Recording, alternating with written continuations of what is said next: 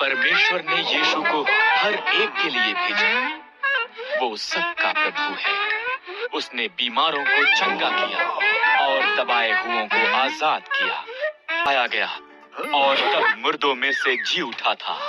हर कोई जो उस पर विश्वास करता है उसके पापों की क्षमा पाएगा।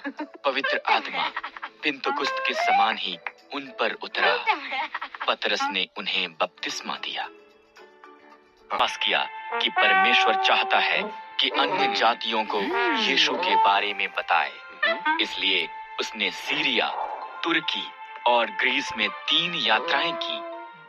बहुत से लोगों ने यीशु में विश्वास किया और बहुत सी कलीसियाएं आरंभ हुईं।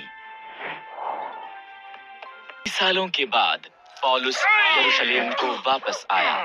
कुछ लोग उसकी शिक्षा के कारण नाराज थे और उस पर हमला किया।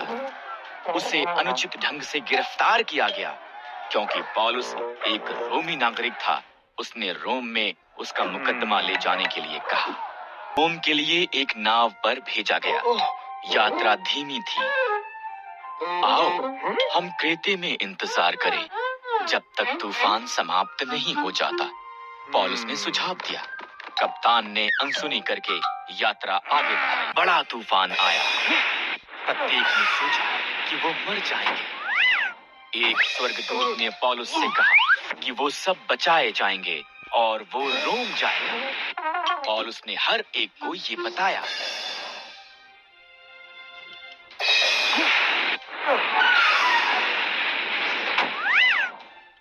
जाने और अन्य को मरने के लिए छोड़ देने की योजना बनाई। पौलुस ने चेतावनी दी, तुम सब केवल तब तक जीवित रहोगे अगर हर कोई जहाज पर रहता है।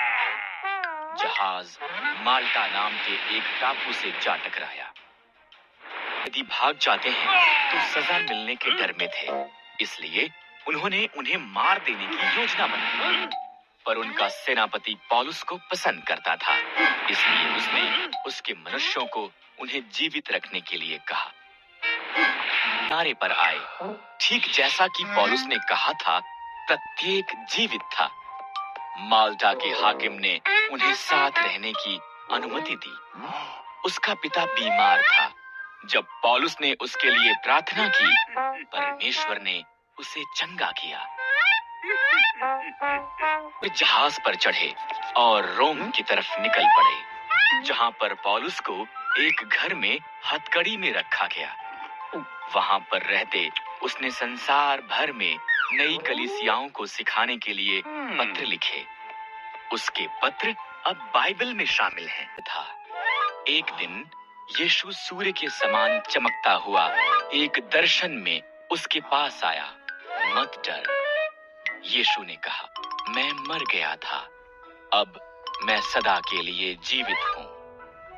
मैंने एक नया आकाश और एक नई पृथ्वी देखी, परमेश्वर की वायदा की हुई नई सृष्टि। पहला आकाश और पहली पृथ्वी और समंदर भी उनके साथ जाता रहा।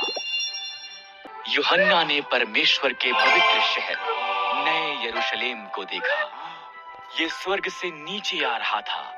ये सुंदर था जैसा कि एक दुल्हन विवाह के दिन उसके पति से मिलने के लिए तैयार। यूहन्ना ने परमेश्वर के सिंहासन से ये कहते एक ऊंची आवाज को सुना, अब से परमेश्वर उसके लोगों के बीच निवास करेगा और वो सब एक साथ रहेंगे। नए आकाश और पृथ्वी पर यहाँ पर कोई आंसू नहीं होगा, क्योंकि कोई भी दर्द में नहीं होगा और कोई भी मरेगा नहीं। वो बातें सदा के लिए चली गई हैं। सन से ये कहती हुई आवाज आई, मैं आरंभ और अंत हूँ। अगर आप प्यासे हैं तो मेरे पास जीवन का जल दूंगा। मेरा नया संसार मेरे बच्चों के लिए है, वो जो मेरे साथ वफादार हैं। आप इस पर भरोसा कर सकते हैं।